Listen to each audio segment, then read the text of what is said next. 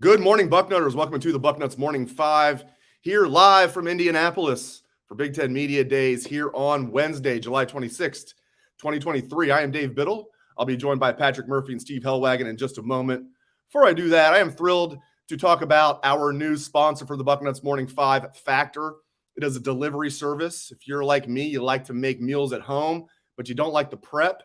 You don't like everything that goes into actually having the meal other than eating it, you got to get with Factor. And we're going to tell you guys later how you can get a great deal. You're going to get 50% off.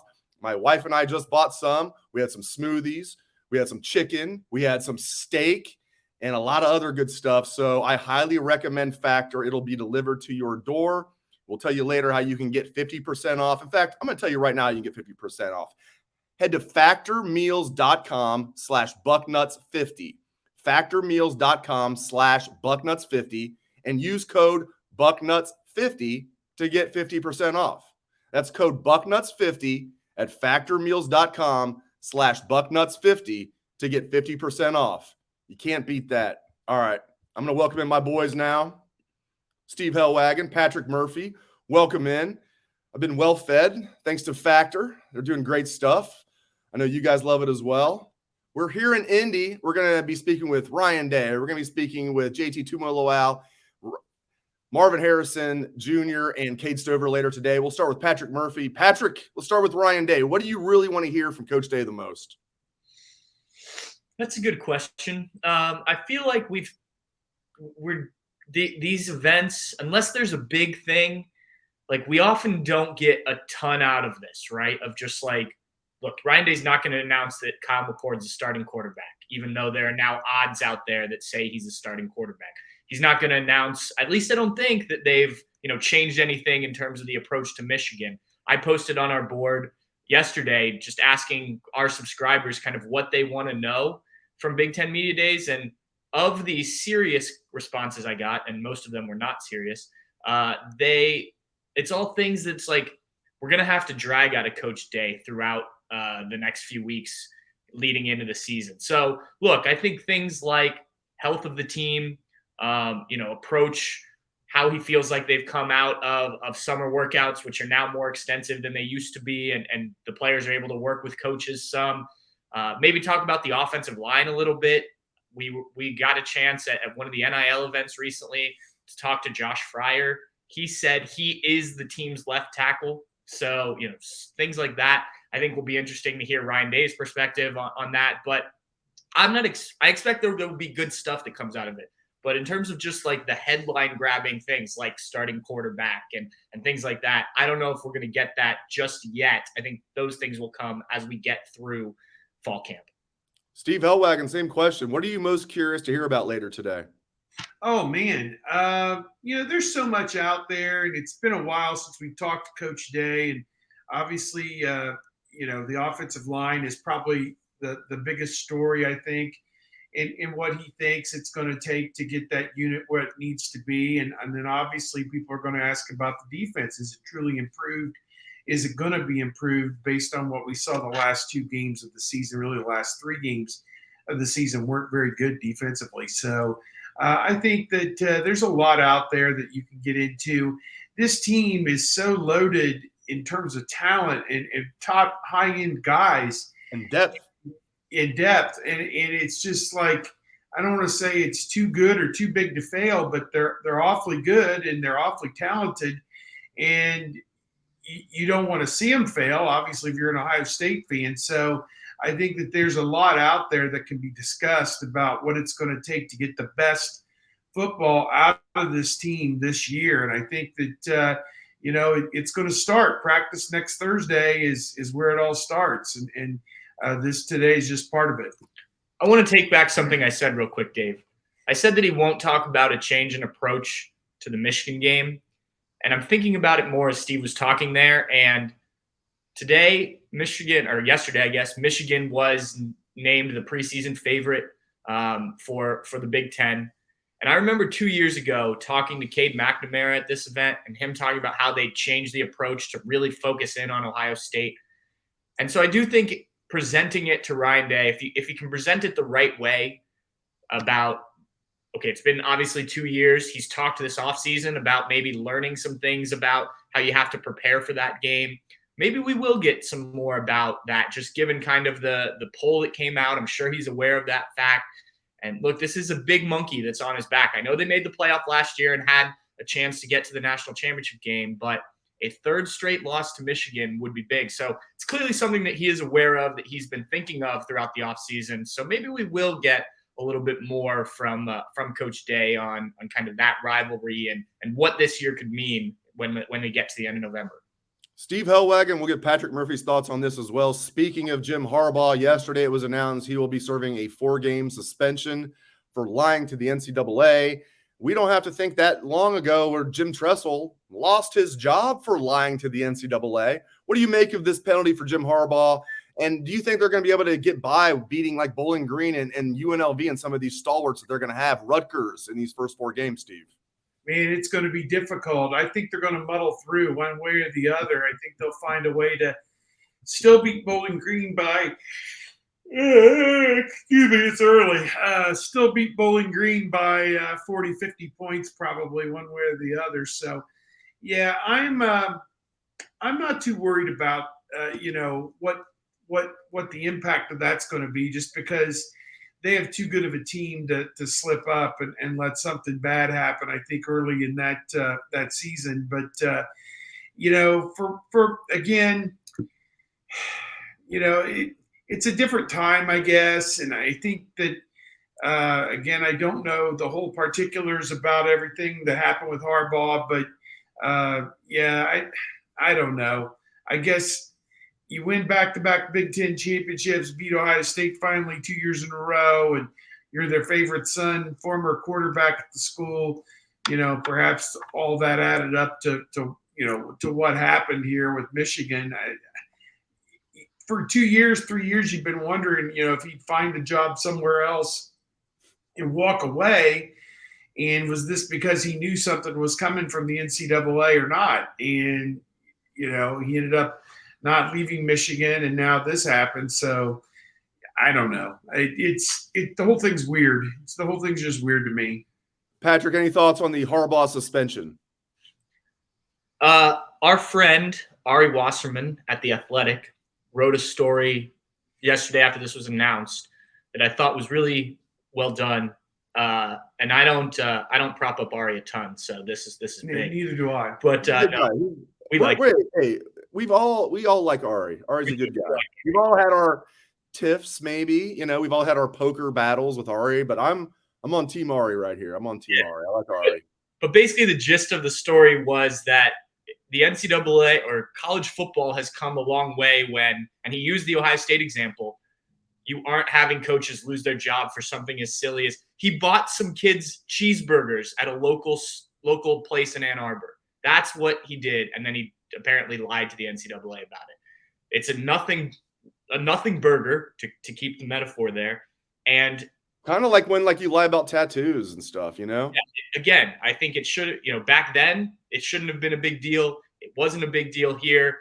Yes, he gets a slap on the wrist, but it's fine that it's just the first 4 games. I know Ohio State fans would have liked to see it be longer just because of what happened to Tressel, plus the rivalry there. But no, I think, look, I guess it gives us something more to talk about at Big Ten Media Days these next 2 days. But again, I don't think it's a big deal. And as Ari pointed out, this is progress that we're not handing out these massive suspensions for something so silly. I will echo that. I was just about to say, I have no problem with this suspension for Jim Harbaugh. It just further illustrates what happened to Jim Tressel was complete bullshit. But I don't have any problem with Harbaugh getting just a 4-game suspension, even though he's getting suspended for 4 games against Sisters of the Poor. All right, let's get back to Ohio State. So when you look at this team this year, gents, we can start with Patrick, then we'll go to Steve. What do you feel best about? If you're an Ohio State fan, what do you feel best about other than wide receiver? You can't mention wide receiver. What do you feel best about, and what's your biggest concern on this team? Well, I'm going to start with my biggest concern, and I've said this a lot this offseason, and it's the offensive line. Look, if you can't protect up front, it doesn't matter what else you've got, especially in the Big Ten. You face some of these defensive lines Ohio State's going to face and throw Notre Dame into that mix. You're going to have problems protecting. Well, that it doesn't matter who's quarterback. It doesn't matter what receivers or running backs you've got. you've got to block up front. Now, there is reason for optimism. I think Justin Fry is a very good coach. I think he will bring these guys along, but it's going to have to happen, fairly quickly. And I'd feel better if coming out of spring they had been very confident in guys. Maybe not name them the starter, but at least given more sense that, look, these are the guys that are ahead. We like what we're going.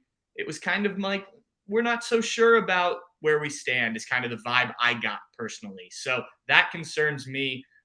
In terms of the biggest strength, I think you could point to a lot of different things. I think this team has plenty of talent. If I'm not taking wide receiver, maybe I'll go to the linebackers and on the defensive side. I think that was the strength of the defense last year.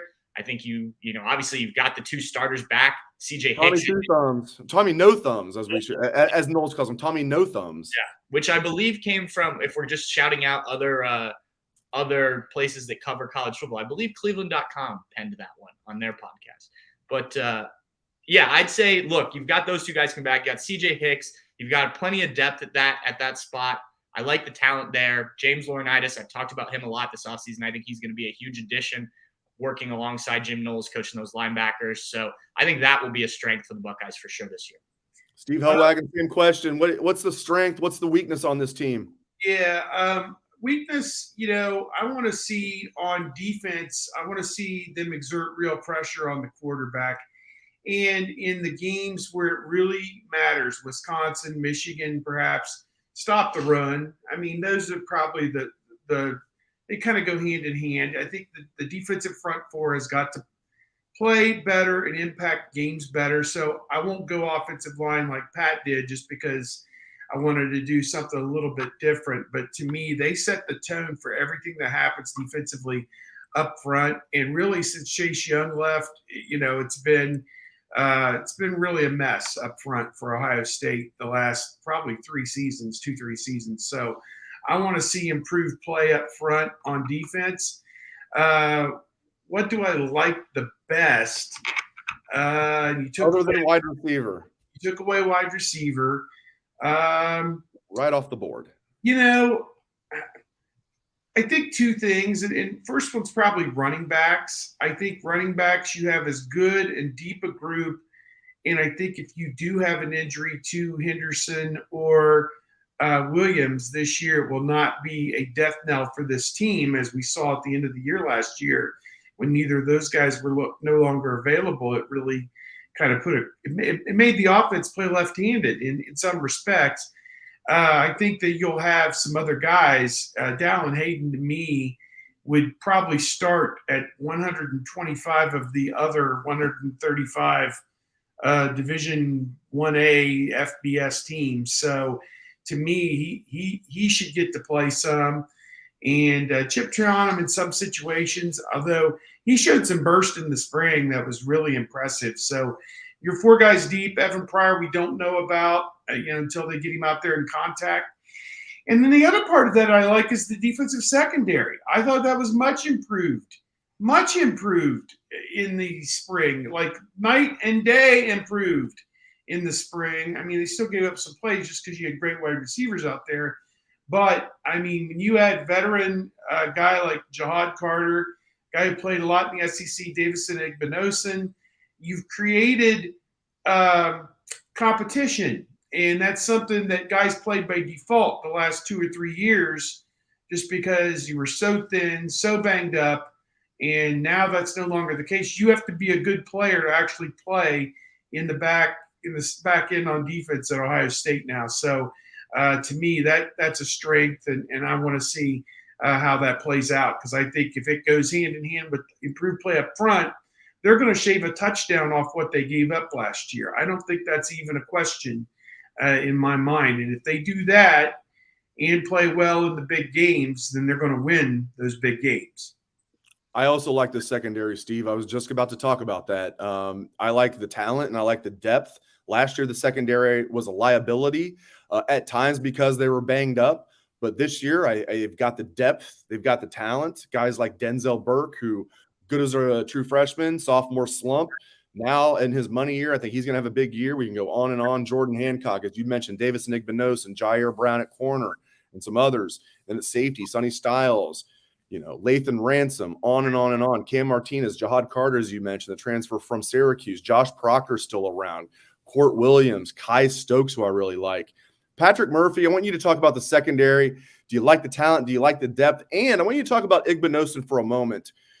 Is he a safety? I know the official roster came out and he's listed as a safety. It wouldn't be the first time that there's a minor error on the official roster. Do you think they might be planning on playing Igbinosun in the slot so Jordan Hancock can be the second starting corner? Get all three of those guys out there, meaning Burke, Igbinosun, and Hancock. Talk about the secondary, and is Igbinosun, has he now moved to safety as far as what you've heard? I believe that's an error, and I believe it's been fixed. I'm pulling up the roster as we speak here. I know that was like that. I asked about it in the spring when we first got the roster, and they said, yeah, it was just he is now listed as a cornerback on the list. That makes sense because he's 6'2", he's not really a slot corner. That didn't make sense to me because he's 6'2", 187. He is all about an outside corner. Long arm, rangy, go. When we saw him in the spring, I mean, unless you were going to move him to play a traditional safety spot, we saw him play outside corner. He was the first person that stood out to me, especially because he's wearing number 20. So he looked a lot like Sonny Styles out there, just given his frame. I think, look, Ohio State for a while steered away from really going out and getting transfer portal guys that weren't obviously coming in and starting right away. Davison Igbinosun, I think, is the exact type of guy you do go get because, as Steve was talking about, it creates that competition. He's not guaranteed to start right away, but he's a guy that had experience playing in the SEC last year. So now he comes in, and that pushes Denzel Burke a little bit more. That means Jordan Hancock doesn't just step right into a starting spot because there isn't an older guy in front of him. He just moves up the pecking order. Now you got to compete for that spot, right? And we heard good things about Jordan Hancock, so I like that you have three guys who have experience playing college football now in that secondary at the cornerback position. And then you've got some young guys who will either learn from them or push their own way in and make this even better. So I think it's a really interesting group.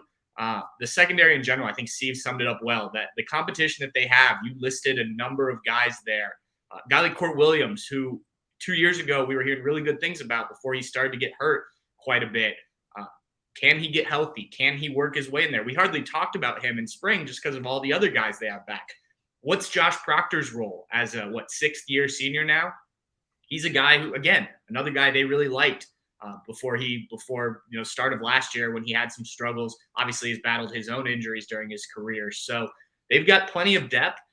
Jim Knowles has talked about the possibility in the secondary, just on the defense in general, of more rotation.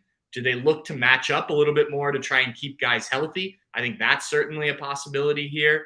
They have a lot of options, and I think that's a good thing when you're headed into a season and you've been a little hit or miss in the secondary. Now you can do some different things, I think. Another good thing is Big Ten Media Days. We can't wait. We're going to get out to Lucas Oil Stadium. It's right out here. I can see it from my window here. Let's keep it locked to Bucknuts today for full coverage from Big Ten Media Days. All of Ohio State stuff is today. Thank you to Patrick Murphy. Thank you to Steve Helwagen. Thank you to all of you for tuning in. And don't forget, get half off of this great offer. We're talking about Factor Meals. Factor Meals delivered right to your house. Takes 2 minutes to heat up. Very good food. I use it firsthand. My wife and I both do. Factor Meals. You can go to factormeals.com. Factormeals.com/Bucknuts50. Factormeals.com/Bucknuts50. Use code Bucknuts50 to get 50% off. That's code Bucknuts50 at factormeals.com/Bucknuts50 to get 50% off. Thanks again to Steve. Thanks again to Patrick. Thanks to all of you. Hope everyone has a great rest of your day.